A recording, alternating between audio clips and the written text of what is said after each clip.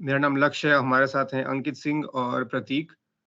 अंकित ही host है इस podcast का और हम एक तरह से सपोर्टर हैं। तो अंकित कुछ सवाल रहेगा बीच में और प्रतीक का तो ये लोग पूछेगा और हम जवाब देंगे। लेकिन Q&A के पहले एक बैकग्राउंड जो हम लोग आज कवर कर रहे हैं। टॉपिक ये है Israel Hamas, Israel Palestine middle east conflict, जो कि हालांकि हालांकि जो इजराइल और पैलेस्टाइन से काफी बड़ा कॉन्फ्लिक्ट है। इसमें आप Jordan, Egypt, USA, UK, France, even Iran और इराक सबका इन्वॉल्वमेंट इसमें रहा है, लेबनान, हिजबुल्लाह। लेकिन इसको हम समराइज कर रहे हैं इजराइल पैलेस्टाइन कॉन्फ्लिक्ट बोल करके। और बैकग्राउंड ये है, बहुत ही क्विक बैकग्राउंड, क्योंकि हम लोग एक क्विक समरी दे रहे हैं। बहुत डिटेल में तो हम जाएंगे तो ये कम से कम 12-13 घंटे का पॉडकास्ट बन जाएगा अगर सब कुछ कवर करेंगे तो। लेकिन एक क्विक बैकग्राउंड, इजराइल जो है उस एरिया को इन जनरल कहा जाता है होली लैंड। होली लैंड क्या है आपका?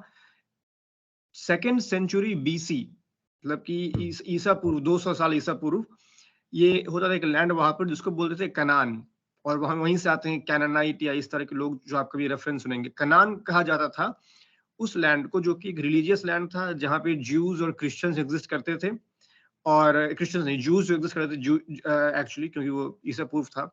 वो जूइश फेथ का स्ट्रॉन्ग होल्ड था वहां पर, क्योंकि जुडाइज्म एक बहुत पुराना रिलीजन है। और रिलीजन इसलिए हम बात करें रिलीजन, क्योंकि रिलीजन यहाँ पर इस कॉन्फ्लिक्ट में सेंट्रल है। आप जुडाइज्म, क्रिश्चियनिटी और इस्लाम, ये तीनों जो हैं इनको बोलते हैं एब्राहमिक फेथ। एब्राहमिक इसलिए बोलते हैं क्योंकि ये आते हैं अब्राहम। आप इब्राहिम सुनते हैं आप अरबिक उर्दू में, एब्राहम सुनते हैं आप इंग्लिश में, जो कि क्रिश्चियन टेक्स्ट है, और अवराम जूइश। और ये जो है इसलिए इनको इनको बोलते हैं एब्राहमिक फेथ, क्योंकि इन तीनों का फाउंडेशन अब्राहम, आइजैक, जोसेफ इसमें है। क्राइस्ट जो है या मोजेस जो कि प्रॉफिट है क्रिश्चियनिटी में भी और जुडाइज्म में भी, मोजेस को इस्लाम में मूसा बोलते हैं। सोलोमन जो कि जुडाइज्म में भी है और इस्लाम और क्रिश्चियनिटी में भी है, इसको सुलेमान, ये आपको कुरान में भी इनका जिक्र मिलेगा, सुलेमान। तो ये तीनों धर्म जो है बहुत ही एक दूसरे से इंटैंगल्ड है। इसीलिए इस्लाम का फाउंडेशन कब हुआ? 7th-8th सेंचुरी में आपको इस्लाम उभर के आया आपको मिडिल ईस्ट में। उसके पहले क्रिश्चियन और जुडाइज्म, क्रिश्चियनिटी और जुडाइज्म था। और इन दोनों में भी थोड़ा मोड़ा कॉन्फ्लिक्ट हुआ था। रोमन एम्पायर कॉन्स्टेंटीन एक बहुत ही फेमस फिगर हैं जो कि कन्वर्ट हुए थे क्रिश्चियनिटी में। तो क्रिश्चियनिटी और जुडाइज्म में कॉन्फ्लिक्ट चल रहा था। इस्लाम यहाँ पे 8th सेंचुरी में आया इस जनरल रीजन में जो वर्ल्ड का, जो कनान, जिसको अब होली लैंड बोलते हैं, बहुत प्रॉमिस लैंड बोलते हैं, क्योंकि तीनों धर्म, इस्लाम, क्रिश्चियनिटी और जुडाइज्म के लिए ये लैंड बहुत इंपॉर्टेंट है। जेरूसलम जो है, जैसे आप मान लीजिए जेरूसलम, जिसको कि एक तरह से माना जाता है हार्ट ऑफ और the religious heart of that part of the world. Jerusalem को बांटा गया है 4 क्वार्टर में, एक इस्लामिक, एक जूइश, एक क्रिश्चियन और एक आर्मीनियन क्वार्टर। जेरूसलम का ये क्वार्टर में इसलिए बांटा गया है क्योंकि ये बहुत ही इंपॉर्टेंट है इन तीनों धर्मों के लिए। जेरूसलम में आपका सेकंड टेंपल है, जेरूसलम में आपका अल-अक्सा मॉस्क है, जेरूसलम में आपका जूइश फेथ का बहुत सारे इंपॉर्टेंट स्ट्रक्चर्स है। तो इस पार्ट को जनरली बहुत इंपॉर्टेंट माना जाता है। इसीलिए इस पार्ट पे, इस रीजन पे कई, मतलब हम क्या बोले, एक तरह से 1200 भी नहीं, 1400-1500 सालों तक तो यहाँ पर मतलब बहुत ही ब्रूटल कॉम्बैट हुआ था इस पार्ट पे, असेंडेंसी, इस पार्ट पे कंट्रोल को लेकर के। आप लोग सुनते हैं क्रूसेड्स के बारे में, first crusade 1096 to third crusade 1291। उससे लेकर के आप बात करते हैं फॉल ऑफ बाइजेंटियन एम्पायर की, जो 1453 में हुआ था। कॉन्स्टेंटिनोपल को जो महमद द सेकंड, जो टर्किश सुल्तान था, वो लिया था। ये सारा जो क्रूसेड्स है ये आपको हुआ है जाफा, ये हुआ है आपका एकर, ये हुआ है आपका जेरूसलम और इवन इस्तांबुल और कॉन्स्टेंटिनोपल। ये चारों सिटी जो है, ये चारों पार्ट थे इस क्रूसेड का। और जेरूसलम उसमें उसमें भी इस कॉन्फ्लिक्ट का हार्ट था जेरूसलम, इवन क्रूसेड्स के दौरान। इसलिए उसमें कहा जाता था किंगडम ऑफ जेरूसलम, जो कि क्रिश्चियंस, जूइश और इस्लामिक कॉन्करर्स के लिए बहुत इंपॉर्टेंट था। तो ये तीनों धर्म लड़ते आ रहे थे, मतलब लाखों लोग मरे, लाखों लोग डिस्प्लेस हुए, लाखों लोग को दास बना लिया गया उस समय। और कई बहुत ही famous emperors, Richard the lionheart England के, सलाहुद्दीन जो इस्लामिक कॉन्कर थे, पोप, बहुत सारे पोप इस कॉन्फ्लिक्ट में इन्वॉल्व थे। तो ये बहुत ही मतलब एक हॉटबेड था ये कॉन्फ्लिक्ट का, ये रीजन। 1453 में हम बात करते हैं, जब मिडिवल हिस्ट्री स्टार्ट होती है एक तरह से इस पार्ट की, 1453 के बाद से जो अभी हम कॉन्फ्लिक्ट देख रहे हैं इस रीजन में, the death tolls, the bombings, the explosions, the involvement of foreign actors that we are seeing now, all of these things begin directly in 1453, and there has been a chain reaction of events leading up to this moment. 1453 में Constantinople को बहुत ही एक military warfare का prime example के under एक बहुत ही strong military attack launch करके Mehmed the second, जो कि टर्किश सुल्तान था, जो उसमें ऑटोमन एम्पायर का राज था टर्की पे, टर्किश लोगों को उस समय ऑटोमन्स बोलते थे, तो वो कॉन्स्टेंटिनोपल को अपने अंडर में लेके आता है सुल्तान महमद द सेकेंड, बहुत ही ब्रूटल वो सीज के बाद। और उसके बाद से आपको टर्की जो है वो कब्जा कर लेता है कॉन्स्टेंटिनोपल पे और इस्तांबुल, और ये बन जाता है आपका ऑटोमन एम्पायर का हेड। और यहाँ से फिर ऑटोमन एम्पायर एक्सपैंड करता है, कंट्रोल करता है, करते करते जो आज इजराइल और पैलेस्टाइन का एरिया है उसको अपने अंडर में ले लेता है। और तो अब आप देखिए, कॉन्स्टेंटिनोपोल, लक्ष्य यहाँ पे क्वेश्चन, कॉन्स्टेंटिनोपोल और जेरूसलम एक ही है? नहीं, आज जो इस्तांबुल है टर्की में, टर्की का लार्जेस्ट सिटी इस्तांबुल है, कॉन्स्टेंटिनोपल। लेकिन अच्छा। टर्किश एम्पायर जो था उसको मतलब वो एक तरह से ऑटोमन एम्पायर बोलते थे, जो बाद में टर्किश, मतलब ऑटोमन और टर्किश एक तरह से 1453 के बाद से एक ही है, एक ही बोला जाता है। तो ये जो तो इस्तांबुल और कॉन्स्टेंटिनोपल वो उसका कैपिटल था टर्क्स का, ऑटोमन्स का। वहां से लोग एक्सपैंड करना शुरू किया और जेरूसलम पे कब्जा किया, और जेरूसलम उसके बाद से इन लोगों के अंडर में था। जेरूसलम, पैलेस्टाइन, इजराइल का general area, Egypt, even Egypt उसके उसके अंडर में था। इजिप्ट का साइनाई पेनिनसुला, साइनाई पेनिनसुला अगर आप मैप देखिएगा अफ्रीका का, तो इजिप्ट और इजराइल के बीच में एक पेनिनसुला है जिसके लेफ्ट में सुएज कनाल आता है ऐसे नीचे होकर के, सुएज कनाल मेडिटेरेनियन ओशन से लेके आपका गल्फ में, वो जो एरिया है वो भी था ऑटोमन्स के अंडर में। वर्ल्ड वॉर 1 होता है 1914 से 1919 तक। उसका कई कारण था, बॉल्कन वॉर, आर्कड्यूक फ्रांस फर्डिनेंड की हत्या, सर्बिया मॉन्टेनिग्रो का अपना ऑटोनॉमी का स्ट्रगल, कई कारणों से वर्ल्ड वॉर 1 लॉन्च होता है। वर्ल्ड वॉर 1 में क्या होता है जस्ट लाइक वर्ल्ड वॉर 2, उसमें एलाइज बनता है। तो आपका ब्रिटेन हो गया, आपका इटली, ये सब कंट्री हो गया। किसके अगेंस्ट लड़ रहा है ये लोग? जर्मनी और ऑटोमन्स, स्ट्रॉन्गेस्ट एलाइज। तो वर्ल्ड वॉर 1 में ऑटोमन एम्पायर बहुत ही स्ट्रॉन्ग फोर्स था, और ऑटोमन एम्पायर जर्मन से एलाइड था। तो ऑटोमन एम्पायर का कब्जा था पैलेस्टाइन पे, इजराइल पे, इस जनरल रीजन पे, और ब्रिटेन का ये इंटरेस्ट था कि हम वर्ल्ड वॉर 1 जीते, और वर्ल्ड वॉर 1 जीतने के लिए उसको ऑटोमन एम्पायर का नाम मिटा देना था इस दुनिया से। और ऑटोमन एम्पायर का स्ट्रॉन्ग होल्ड कहाँ पर है आपका? उस रीजन में, ये पैलेस्टाइन, ये जो है ये उसका स्ट्रॉन्ग होल्ड है, साइनाई रीजन। तो वर्ल्ड वॉर 1 में ब्रिटिश एम्पायर अपना एक कैंपेन लॉन्च किया दुनिया के अलग अलग पार्ट्स में। यूरोप में एक था कैंपेन, यूरोप में चल रहा था, और एक अफ्रीका में चल रहा था, और एक इस रीजन में चल रहा था पैलेस्टाइन में, जिसको बोलते हैं लेवंट, लेवंट रीजन, LEVANT। तो ब्रिटिश एम्पायर इसको जीतना चाह रहा था। यहाँ पे for all the Indians that are spread around the world, एक बहुत ही क्रेजी इंसिडेंट ये था इसका कि वर्ल्ड वॉर 1 में भारत पे कब्जा था ब्रिटेन का। तो यहाँ पे इंडियन कनेक्शन ये है कि इजराइल में एक पोर्ट सिटी है हैफा, हैफा जो कि बहुत ही फेमस सिटी था उस समय। हैफा ट्रेड का हब था और स्ट्रेटेजिकली बहुत इंपॉर्टेंट था पोर्ट सिटी के होने के नाते। एक बहुत ही जबरदस्त हुआ था बैटल ऑफ हैफा, जो कि वर्ल्ड वॉर 1 का one of the most crucial battle माना जाता है उस रीजन का, बैटल ऑफ हैफा, जो कि ब्रिटिश एम्पायर और ऑटोमन एम्पायर के बीच में हुआ था, क्योंकि ऑटोमन एम्पायर का कंट्रोल था उस एरिया पर। और उसमें किसको भेजा था British empire? 15th imperial regiment, imperial cavalry, जो कि बना हुआ था इंडियन से, जोधपुर लैंसर्स, जो कि इंडियन सोल्जर्स थे ब्रिटिश एम्पायर में। दे वन दिस वॉर और one this battle for the British. 8 Indian soldiers में वुंडेड हुए थे, नहीं 8 उसमें शायद I mean they passed away, about 30-35 में इंजर्ड हुए थे। जर्मन और ऑटोमन जो कि साथ लड़ रहे थे एज एलाइज, इसमें कितनी कैजुअलिटी हुई, कितने मरे, इसे गिनती नहीं है। और 1350 को प्रिजनर लिया गया था। 8 Indians, 8 Indians passed away, 30 got injured, 35, and 1,350 Ottomans and Germans were taken prisoner. You can imagine how crazy these statistics are. इसके बाद से ऑटोमन एम्पायर का गार फट गया और और इसराइल पैलेस्टाइन में ऑटोमन एम्पायर सोचा कि अब तो हमारे हाथ से ये एरिया निकल गया. फिर 1918, now if you may remember from your history lessons in the 9th grade that 1919 is when World War I was over. By this time the Germans were defeated and Germany was like basically dissected, vivisected into multiple sections, and it was awarded to different countries who were the allied powers at the time.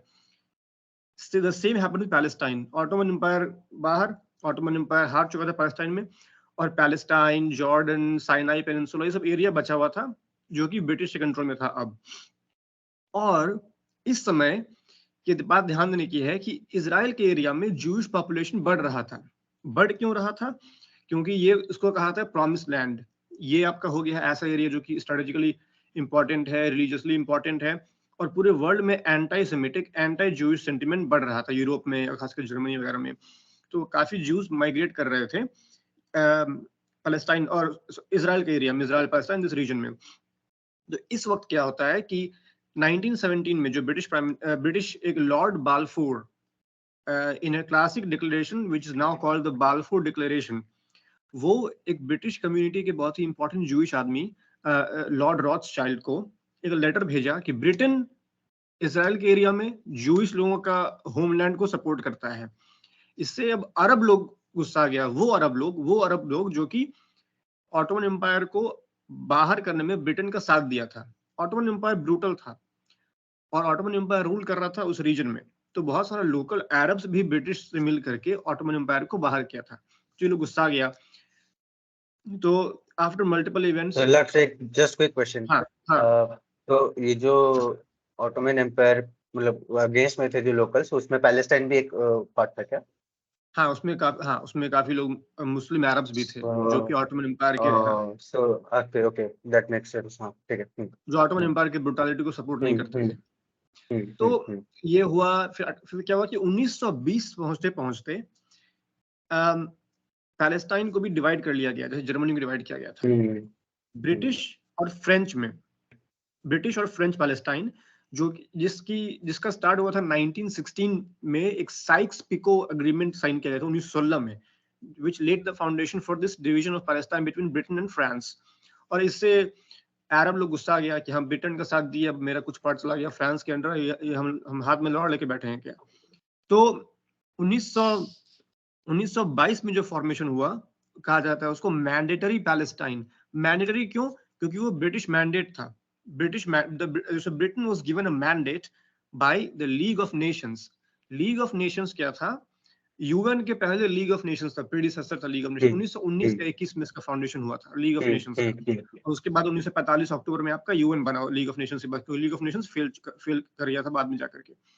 तो league of Nations Britain को दिया Palestine, और फिर Britain rule किया Palestine को. लेकिन Palestine में लोगों को ये मन नहीं था वहाँ की मुस्लिम मेजॉरिटी पॉपुलेशन को कि जूश लोग यहाँ पे आना शुरू करे. लेकिन वहाँ पे जूश लोग, हजारों लाखों जूश लोग वहाँ पहुंच रहा था, क्योंकि जर्मनी में तब तक नाजी पार्टी अपने राइज पर था और होलोकॉस्ट का बिगिनिंग होने वाला था और एंटी जूश सेंटिमेंट बढ़ चुका था. तो जूश लोग का ये फर्म बिलीफ था कि इजराइल हमारा लैंड है, हमारा प्रॉमिस लैंड है, यहाँ पे हम सेफ रहेंगे, और जर्मनी में ये चूतिया यहाँ पे रूल कर रहा है and we won't be able to enjoy our own country. So they were migrating to the Palestinian Israeli region. और ये होते ऐसा हाल हो गया कि 1936 में अरब्स रिवोल्ट कर दिया ब्रिटिश के अगेंस्ट कि हम जूश को नहीं आने देंगे यहाँ पे, क्योंकि इस्लाम और जुडाइज्म में बहुत सारा प्रॉब्लम रहा था पहले. कुरान में बहुत कुछ लिखा है जूस के अगेंस्ट. हमास और हिजबुल्लाह का पढ़िएगा चार्टर, उसमें लिखा है बहुत कि सारे जूस को मार दो, पैलेस्टाइन पे कब्जा कर लो, from the desert to the sea Palestine will be free. उनका लोगो, उनका मोटो ये है हमास का. लेकिन उसमें अगर आप पूछिए उनसे कि where will Israel go, they are quiet on camera, but actually उनका मोटो ये है कि सारे जूस को मार दो, उनका नामो निशान मिटा दो, ताकि द डेजर्ट टू द सी ये आपका हो जाए, इसका टू द डेड सी आपका हो जाए कंप्लीट मुस्लिम अरब कंट्रोल. ये उनका मोटो है. खैर, तो ये तो आगे कंटेम्प्रेरी बात. तो उसमें 1936 से 1939 में जो ब्रिटिश पैलेस्टाइन था उसमें बहुत रिवॉल्ट चला मुस्लिम अरब्स का ब्रिटिश के अगेंस्ट, क्योंकि ब्रिटेन काफी जूइश रेफ्यूजीज को इजराइल में आने दे रहा था जो कि होलोकॉस्ट से भाग रहा था जर्मनी में। तो बहुत ही ब्रूटली हुआ था। In fact 10% of 10% of all the male Palestinian Arabs died in that conflict. तो आपको पैलेस्टीनी अरब्स कॉन्फ्लिक्ट कर रहा है और काफी जूइश, और बाय दिस टाइम बहुत सारे जूइश अंडरग्राउंड मिलिशिया भी बन चुके थे। बहुत सारे मतलब स्वतंत्रता सेनानी जूइश में बहुत सारे, जैसे कि हागना और इरगुन, इस तरह का बहुत सारा बन चुका था जूइश पैरामिलिट्री एंटिटी। जैसे हमारे यहाँ चंद्रशेखर आजाद थे, भगत सिंह थे, उस तरह से काफी रेवोल्यूशनरीज वहां भी इजराइल में इस तरह से अंडरग्राउंड मिलते थे, गन्स का इंतजाम करते थे, और they used to fight against this Arab influence. तो काफी उस अरब इन्फ्लुएंस को फिर सप्रेस कर दिया गया ब्रिटेन और उनके जूइश एलाइज के द्वारा 1939 में। बट इसके बाद तो मतलब बहुत ह्यूमिलिएशन हो चुका था अरब्स का। खैर, तो धीरे धीरे let's fast forward to 1948 when the UN mandated rule of Palestine was ended। तो अब ब्रिटिश पैलेस्टाइन ब्रिटिश के रूल में नहीं था, और देन इजराइल, और फिर इजराइल और पैलेस्टाइन में डिवाइड करना चाहा UN 1947 में कि दो अलग गवर्नमेंट बनाते हैं, बना, और 48 में इजराइल फ्री हो गया। अब यहाँ से 1948 में जब इजराइल फ्री होता है और वहां से ब्रिटेन निकलता है, अब आसपास के लोग सब सोचते हैं कि अरे लौड़ा, अब तो इसका बाबू ही चल गया, अब तो इसका गान मार लेंगे घुस करके। तो उसके बाद बहुत सारा अरब कंट्री, जॉर्डन और सीरिया, इजिप्ट, इस तरह कंट्री सपोर्ट करता है एक इन्वेजन जो कि इजराइल पे इन्वेड किया था, इजराइल का सारा ये ऑक्यूपाई करने के लिए। इजराइल उसको फेल कर देता है क्योंकि उसका बहुत स्ट्रांग मिलिट्री कमांडर्स है जो कि सालों सालों से अपना एक्सपीरियंस गेन कर लिया अंडरग्राउंड मिलिशिया के द्वारा। इजराइल सप्रेस करता है और इजराइल को जितना लैंड यूएन दिया था पैलेस्टाइन से, इजराइल उससे भी अधिक छीन लेता है। ठीक है, खैर इसके बाद नहीं छीन नहीं लेता, कुछ अरब स्टेट्स कुछ लैंड छीन लेता है। इसके बाद 1956 में होता है एक सुएज कैनाल क्राइसिस इजिप्ट में। उस क्राइसिस में, जिसमें कि इजिप्ट में जो प्रेसिडेंट रहता है गमाल अब्देल नासिर, जो कि वहां के कैनाल को, जो कि इंटरनेशनल शिपिंग के लिए बहुत ही इंपॉर्टेंट है, उसको नेशनलाइज कर देता है। कोई प्राइवेट कंपनी नहीं, तुम सरकार को टैक्स दोगे यहाँ से गुजरने के लिए। The British don't like it because there are many British ships crossing that canal, and now this national leader is saying you can't cross unless you pay your royalties to the government. तो जो ये Israel, Britain और France मिलके Egypt पे हमला करता है कि इसमें तीनों का इंटरेस्ट है, तुम्हारे शिपिंग में इंटरेस्ट है और मेरा इंटरेस्ट ये है इजराइल का कि ये लोग इजिप्ट से आके हम पे कब्जा कर रहा है, हम पे अटैक कर रहा है, तो हम इसको छीन लेंगे। अटैक करता है, मामले को रफा किया जाता है, थोड़ा इंटरनेशनल कम्युनिटी आकर के थोड़ा मतलब पीस अकॉर्ड्स करवाता है, खत्म होता मामला। ठीक है, 1972 में फिर सारा अरब स्टेट्स मिलकर कंस्पिरेसी करके फिर से अटैक करता है इजराइल पे। 1973 में एक रिलीजियस हॉलीडे के दिन, योम किपुर एक हॉलीडे है जूइश लोगों का, उस पर अटैक करता है इजराइल पर, और उस हॉलीडे में भी पिला जाता है अरब स्टेट्स 73 में। और इसके जस्ट पहले 1967 में भी अटैक करने वाला था, इजराइल को इंटेलिजेंस मिल गया था इसका, तो इजराइल पहले ही अटैक करके उस पर अरब स्टेट्स पे उसको सारा फाइटर जेट्स को पेल दिया था रनवे पर ही। सेम थिंग जो इंडिया किया था पाकिस्तान के अगेंस्ट 1971 बांग्लादेश वॉर में, सेम चीज। तो क्योंकि इंडिया सीख लिया था जो इजराइल से 67 में, और इंडिया उसी को दोहराया था 71 में, और पाकिस्तान को पेल दिया था इंडिया सेम स्ट्रेटेजी से। तो हम देख रहे हैं वॉर हुआ 67 में, 72 में, होते रहता। 1978 में कुछ पीस ट्रीटी साइन होता है यूएस में, कैंप डेविड में, यूएस प्रेसिडेंट जिमी कार्टर के इसमें। और इसके बाद इजिप्ट और इजराइल में पीस ट्रीटी साइन होता है कि इजिप्ट बोलता है हम अटैक नहीं करेंगे इजराइल पे, और इजराइल कुछ पार्ट उसको वापस कर देता है। 78 के बाद फिर 1987 में फिर एक इंटरनल रिवोल्ट शुरू होता है इजराइल में, जस्ट लाइक गाजा पैलेस्टाइन, इसी तरह से ये रिवोल्ट शुरू होता है। 87 से चलता है 1993 तक। तो 1993 में 1993 में फिर एक ओस्लो पीस अकॉर्ड साइन होता है पैलेस्टीनियन लीडरशिप ऑर्गेनाइजेशन यासर के प्रेसिडेंट यासर अराफात और इजरायली प्राइम मिनिस्टर यित्ज़हाक राबिन के बीच, इजराइल के फॉरेन मिनिस्टर शिमोन पेरेस के प्रयास से। और ये जो पीस अकॉर्ड साइन होता है, इसके बाद इजराइल पैलेस्टाइन को थोड़ा ऑटोनॉमी देता है कि तुम अपना गवर्न करो और तुम हम पे अटैक मत करो, we all will live peacefully. और ये पीस एक्चुअली थोड़ा लॉन्ग लास्टिंग होता है। ये पीस जो है कुछ दिन चलता है, कुछ साल, और इस कारण नोबेल पीस प्राइज भी मिलता है इन तीनों को, यित्ज़हाक राबिन, शिमोन पेरेस और यासिर अराफात को। इनफैक्ट एक पर्सनल एक्सपीरियंस में 1993 में ओस्लो में यूएन के द्वारा ये जो पीस अकॉर्ड को ब्रोकर किया गया था, इसमें यूएन का जो एजेंट, यूएन का जो एनालिस्ट इसको कवर कर रहा था, हम उससे मिले हैं बॉस्टन, मतलब डायरेक्टली हम उससे मिले हैं, 1 to 1 उससे बात हुई मेरी। हार्वर्ड यूनिवर्सिटी में हम गए थे कॉन्फ्रेंस में इंटरनेशनल रिलेशंस का, और वो मेरा मेंटर था उस कॉन्फ्रेंस में। तो ये बहुत ही इंटरेस्टिंग एक वाकया हुआ मेरे साथ कि and he told me that he was there at the peace accord with all this prime ministers and presidents and leaders, and I was you know like really surprised. I mean, it was a great experience talking to him directly. खैर, इसके बाद 2000 जब आता है तो मामला काफी बिगड़ना शुरू होता है, रिलीजन को लेकर के, आसपास के स्टेट्स, टेररिस्ट स्टेट्स का दखल देना, इस तरह का बहुत सारा फैक्टर्स में आ जाता है। इजरायली लोग को चाहिए जेरूसलम में कि हम ये हमारा कैपिटल हो उसका, लेकिन इसराइल का सबसे बड़ा सिटी है तेल अवीव, जो कि एक इकोनॉमिक और कल्चरल सेंटर है, और जेरूसलम को जानबूझ के यूएन और बहुत वेस्टर्न कंट्री इजराइल का कैपिटल नहीं मानता है, क्योंकि अगर वेस्टर्न कंट्री उसको ऑफिशियली रिकॉग्नाइज कर लेगा इजराइल का एक बड़ा कैपिटल या शहर के रूप में, this would mean that these countries are not neutral, that these countries are supporting Israel's claim on Jerusalem, which would be considered an aggression against so many Arab states, which many of them are oil producing, Saudi Arabia, UAE. तो ये बहुत ही diplomatic angle यहाँ पे जो बहुत important है इस war में। खैर, फिर 2008 में रॉकेट स्ट्राइक्स होता है हमास के द्वारा, क्योंकि तब तक हमास बन चुका है, जो कि एक लोकल लोगों का बना हुआ मिलिशिया है। हमास क्लेम करता है कि हमारा पॉलिटिकल विंग भी है और आर्मी विंग भी है, और many Palestinians come together and choose Hamas as their leader, but Hamas is funded by Hezbollah, Iran, many other countries that want Israel completely erased from this world. 2008 में conflict होता है, 12 में होता है, होते होते इसराइल के अगेंस्ट ह्यूमैनिटेरियन क्राइसिस का, ह्यूमन राइट्स वायलेशन का एलिगेशन आता है। पैलेस्टाइन वाले लोग टेररिस्ट को सपोर्ट करते रहते हैं, करते करते 2021 में एक मेजर हुआ था, और फिर 2023 में जाकर के एक मेजर कॉन्फ्लिक्ट है दोनों के बीच में, जो 2023 में जो मोस्ट रीसेंट कॉन्फ्लिक्ट जो है, इसमें क्या हुआ है कि 7 अक्टूबर को हमास, जो कि टेररिस्ट ऑर्गेनाइजेशन है कंप्लीटली, उसका अपने मैनिफेस्टो में लिखा हुआ है कि we want all Jews to die, वो आक्रमण करता है इजराइल के अलग अलग बिंदुओं पे, एक साथ वो एंट्री करता है अलग अलग बॉर्डर पॉइंट्स पे, चूज करता है वो टारगेट जहां पे सिविलियंस और इनोसेंट्स भरपूर हैं, जैसे कि म्यूजिक फेस्टिवल, लोग का कॉलोनी, रेजिडेंशियल कॉलोनी, और जा करके बच्चों को, बूढ़ों को खास करके मारता है, किडनैप कर लेता है लगभग 200 लोग को, और मतलब पॉइंट ब्लैंक एक 10 महीने के बच्चों को, उनके पेरेंट्स को इनडिस्क्रिमिनेटली मतलब वो मारता है Hamas, just as a terrorist ideology. वो it's not political, you can kill innocents if you trying to make a political statement, you are a terrorist, so you are doing सो।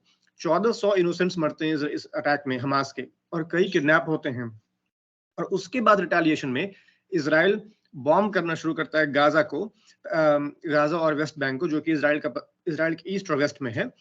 और इसके पहले Israel text message करता है और बहुत सारा notice को एयर ड्रॉप करता है लोगों को कि आप लोग इवैक्यूएट करो, हम इस जगह पर बॉम्बिंग करने वाले हैं। हमास बोलता है इग्नोर करो, ये ऐसे ही बोल रहा है ये लोग, क्योंकि हमास चाहता है कि वो बच्चों गाजा में जो हॉस्पिटल्स और स्कूल्स है उसके पीछे छुप के रहे। आप अगर मैप देखिए, हमास का जो नेस्ट है, जो हमास का अड्डा है, वो उन्हीं जगह पर है जहां पे हॉस्पिटल या स्कूल है गाजा में, 1 किलोमीटर 1.5 किलोमीटर, ताकि उस पर अटैक नहीं कर सके कोई, या अगर अटैक करे तो वो बोले देखो बच्चों बूढ़ों को मार रहा है इसराइल। तो Hamas uses these innocents as a shield in Gaza. तो लक्ष्य, मेरा क्वेश्चन आएगा यहाँ पे, ये अभी करेंटली जो इजराइल का जो मैप है, तो गाजा और पैलेस्टाइन क्या सब उसके अंदर ही है, तो ऐसा बोल रहे हैं? हाँ, तू एक बार सब स्क्रीन शेयर कर सकता है क्या? हाँ, मैप, बस इजराइल का मैप भी हम दिखाते हैं, जस्ट ओके, एक चीज टाइप कर, गाजा स्ट्रिप मैप, हम फिर दिखाते हैं कहाँ पर है। एक second, Gaza strip STRIP map. ठीक है, हाँ, काफी छोटी सी, अच्छा मैं स्क्रीन प्रिंट कर देता हूँ।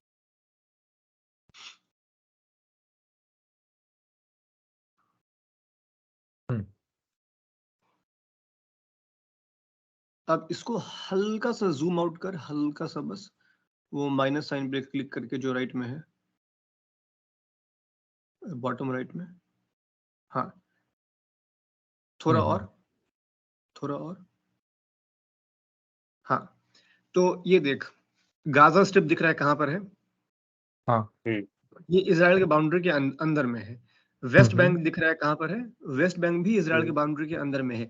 जो बीच में तुम देखो ये लिख रहा है बाएं तरफ सुएज और पोर्ट सईद, सुएज और पोर्ट सईद से शुरू होकर के जो इजराइल का बाउंड्री दिखा रहा है, अकाबा नीचे में, अकाबा और गाजा स्ट्रिप तक, वो जो है वो है साइनाई पेनिनसुला। ये साइनाई गवर्नरेट इजिप्ट का पार्ट है ये, जो कि इजराइल इस पे कब्जा कर लिया था। लेकिन हमको लगता है 1948 में इजराइल इस पे कब्जा किया था, लेकिन फिर इजराइल इसको बाद में वापस कर दिया पीस टॉक्स के बाद इजिप्ट को, लेकिन इजराइल इस पे कब्जा कर चुका था। तो ये पार्ट है तुम्हारा इजिप्ट का। गाजा स्ट्रिप जहाँ पे लिखा हुआ है वो जो एक स्ट्रेट लाइन है, इजराइल का बाउंड्री वहां शुरू होता है, तो गाजा इजराइल के अंडर में है। पैलेस्टाइन जो है ये इजराइल के राइट साइड में, ये वेस्ट बैंक जहाँ लिखा हुआ है ये इजराइल के अंडर में है। इजराइल का फुल कंट्रोल है, मतलब फुल इजराइल का कंट्रोल है इस पर, बट इजराइल इनको ऑटोनॉमी देके रखता है। इसका अपना पैलेस्टीन इसमें पार्टी कहाँ पे? पैलेस्टीन ऐसे लिखा तो नहीं हुआ है कहीं कुछ? थोड़ा सा जूम इन कर।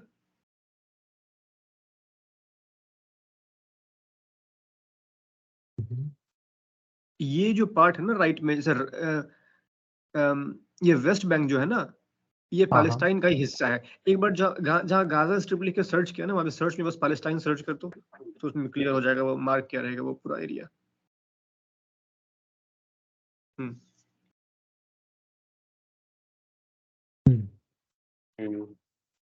देखा ना ये बाउंड्री, ये हिब्रन, रमल्ला, नबलूस, ये सब जो है, ये अगेन ये नबलूस वगैरह भी काफी इंपॉर्टेंट था वर्ल्ड वॉर में। एक बैटल हुआ था नबलूस में, एक बैटल हुआ था तुम्हारा हैफा में, तो ये सब बहुत इंपॉर्टेंट पार्ट रहा है कई, मतलब for centuries.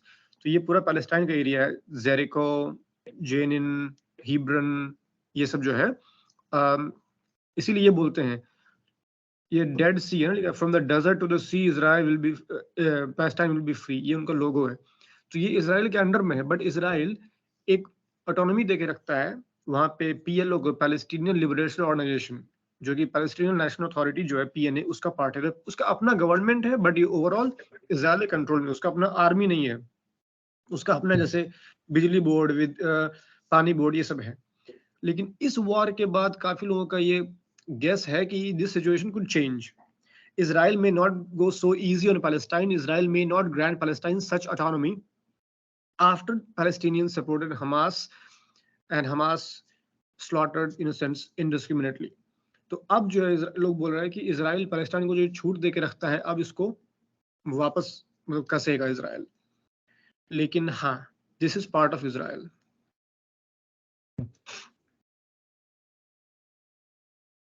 Screen share of कर देता हूं.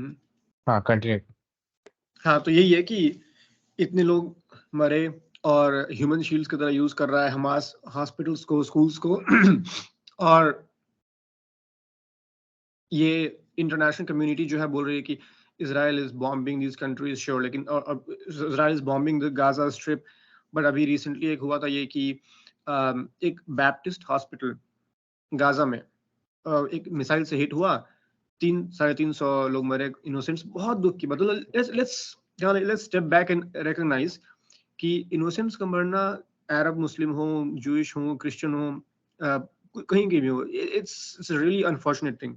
ये बहुत दुखद बात है. और हम लोग को as a human rights try करना चाहिए कि आप किसी भी, कोई भी, कुछ भी आपका फेथ हो, आपका कुछ भी हो, as long as you are not following an ideology that wants to harm others. अगर आप बच्चे हैं, बूढ़े हैं, आपका मन साफ है, आपको कोई मतलब नहीं है किसी को आप नहीं चाहते हैं हार्म करना, then it is very unfortunate that you are a part of this war, that you are a casualty of this war. This is just really sad for all of us, no matter who we support. Hospital का hit होना, no matter hospital कहाँ पर है, Gaza में है, Palestine में, Gaza में है, वेस्ट बैंक में है, जेरूसलम में, तेल अवीव में, ये this is really it should be completely a matter of intense shock and complete sadness for everyone.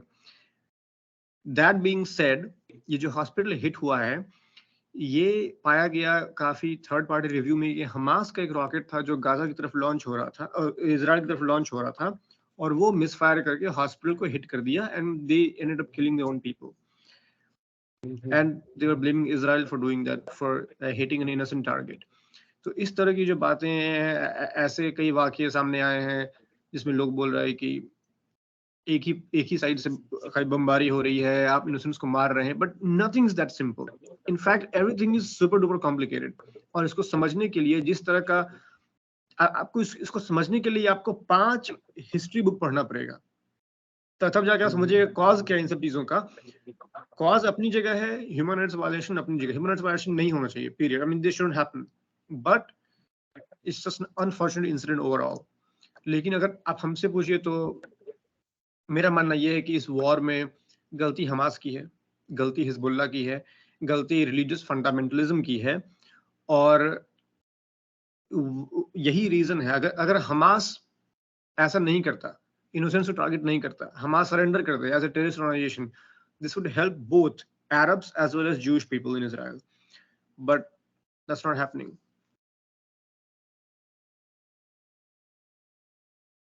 बहुत इंफॉर्मेटिव सेशन रहा, मुझे तो बहुत कुछ समझ में आया।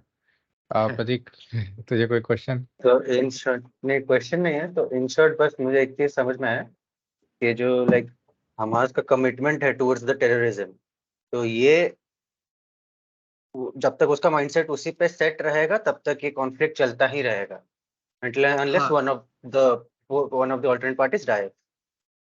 Because until the other party dies, it won't stop. वही है ना कि there's no middle ground for them, मतलब उनके लिए कोई समझौता करने का सवाल ही नहीं है।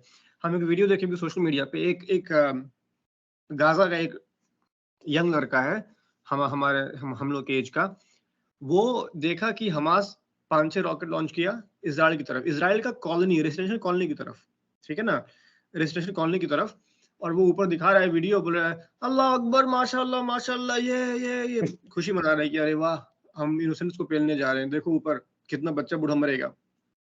2 दिन बाद एक वीडियो आया, इजराइल बॉम्बिंग कर रहा है गाजा का, और छुपा हुआ एक बेसमेंट में, उसके ऊपर बम गिर रहा है, रो रहा है, लोग दे आर किलिंग। अब भोसड़ी वाले मतलब 2 दिन पहले तुम खुशी मना रहे हो कि इनोसेंस। देखो, अगर कोई अपने से हमास का रॉकेट लॉन्च करने का बटन नहीं दबाया, अगर कोई आरपीजी लेके लॉन्च नहीं मारे, फिर भी अगर तुम इसमें से कुछ नहीं करो, बट तुम अगर बच्चे, बूढ़े, औरत, इनोसेंस के मरने की खुशी मनाओ, तुम उस पर बोलो माशाअल्लाह, तो भाई तुमको टांग देना चाहिए लंड पकड़ के एकदम। मतलब समझ रहा है, मतलब इजराइल जब उसके घर पे बमबारी करना शुरू किया तो रो रहा है भोसड़ी का, गजब बात है। मतलब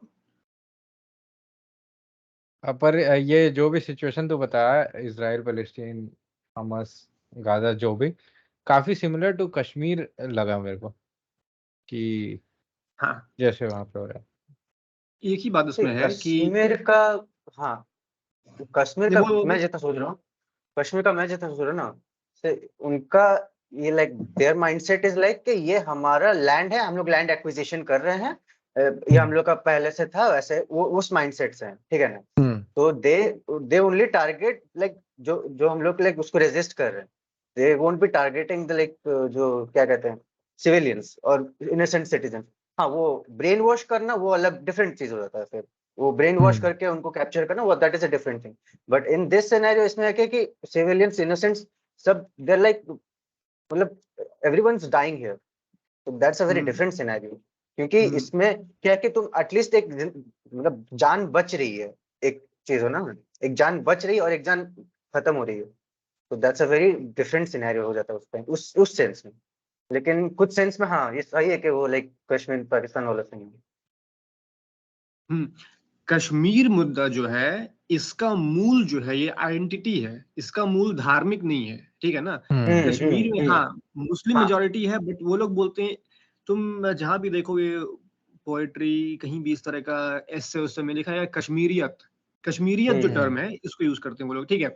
हमारा कश्मीरी एसेंस है, कश्मीरी आइडेंटिटी है, कश्मीरी, ठीक है। और until Pakistan started meddling with Kashmir, Kashmiri identity हुआ करती थी एक, उसके बाद से कश्मीर और इस्लामिक फंडामेंटलिज्म का थोड़ा ये कन्फ्लेटिंग होना शुरू हो गया, कन्फ्लेटिंग, बिकॉज कश्मीरी हिंदू एक अलग आइडेंटिटी बन गया।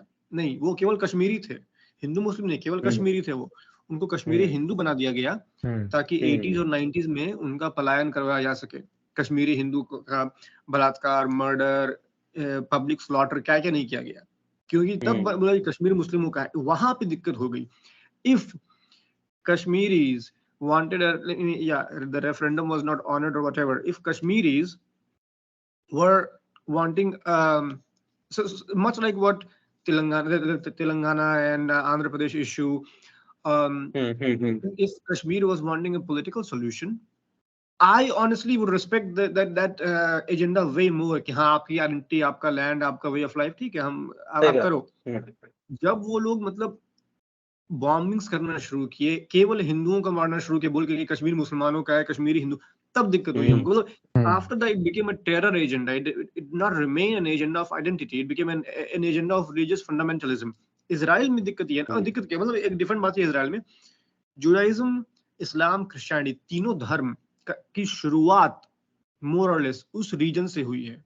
इन तीनों धर्मों के लिए उस होली लैंड रीजन से ज्यादा इंपॉर्टेंट पूरे वर्ल्ड में कुछ नहीं। मतलब मक्का मदीना को छोड़ दीजिए इस्लाम में, तो उसके बाद सब कुछ, सारा होली स्पॉट्स वहीं पर है। वहीं पर मोहम्मद एक गधे पे चढ़ करके गए थे वहां हेवन में, वो असेंड किए थे, तो अपना गधे को वहीं पे छोड़े थे जहाँ पे अल अक्सा मॉस्क है, यहाँ पे जहाँ पे अभी, और इजराइल के कंट्रोल में है वो।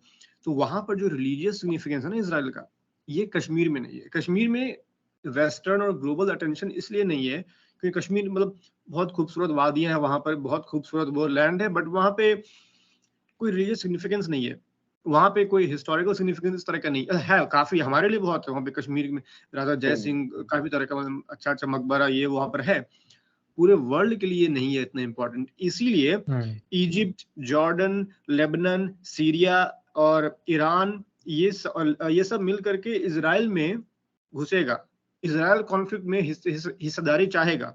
अमेरिका, फ्रांस, यूके, क्योंकि इजिप्ट में सुएज कनाल जहां से पूरे वर्ल्ड का शिपिंग ट्रैफिक जाता है, पूरे वर्ल्ड का, और कश्मीर से कोई ऐसा ट्रेड राउट नहीं है।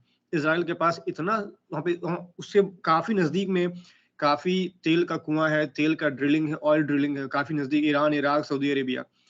कश्मीर के पास ऐसा कुछ नहीं। तो वो रीजन जो है ना, वो इतना स्ट्रेटेजिकली और इकोनॉमिकली इंपॉर्टेंट है इवन अमेरिका को और कनाडा को, फ्रांस को, जो कि कंट्री उस आसपास है भी नहीं, कि वो मामला थोड़ा अलग हो जाता है स्ट्रेटेजिकली, रिलीजियसली और कमर्शियली कश्मीर के मुकाबले। तो हाँ, कश्मीर भारत के लिए वही है जो शेख जर्रा और गाजा इजराइल के लिए है, बट अब इजराइल के बाहर जाएं तो वो कॉन्फ्लिक्ट 5 गुना, 6 गुना, 10 गुना हो जाता है।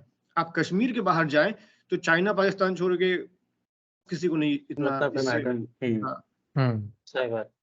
बिकॉज़ चाइना, वो तो है कि like if China interferes in that, तो वहीं के उनका जो लाइक सप्लाई चेन का जो पाथ है वो ब्लॉक हो रहा है हम लोग के लिए, स्पेसिफिकली इंडिया के लिए। हाँ, तो उसके लिए बाकी उतने देश लोग को उतना ये नहीं कर रहा है, लाइक हाँ एफर्ट देंगे कि हाँ इस जगह को लाइक कंट्रोल में, मेंटेन में रखें। लेकिन वही बात है कि उस पोर्शन में पूरा सुएज कैनल है जो कि ऑल ओवर कनेक्ट कर रहा है एक तरह से। हाँ, गल्फ ऑफ पर्शियन गल्फ काफी पास में है।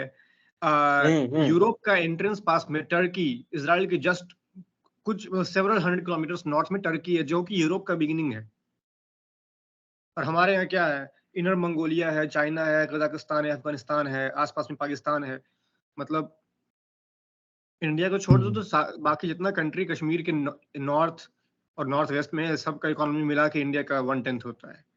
तो ऐसा कुछ ये नहीं है, मतलब कश्मीर से लोगों को स्ट्रेटेजिक पुल नहीं है कश्मीर की तरफ। दैट्स अ की difference and that is why Kashmir has gotten much less attention. ऐसा नहीं है कश्मीर में मास माइग्रेशन नहीं हुआ कश्मीरी हिंदुओं का, ऐसा नहीं है कश्मीर में कॉन्फ्लिक्ट और टॉर्चर कम हुआ, ऐसा नहीं है, बट ये है कि it is somewhat less important owing to these key differences. चल तो बहुत ही बढ़िया सेशन रहा, मजा आया। रिकॉर्डिंग बंद करता हूँ मैं इसी बात पे अब।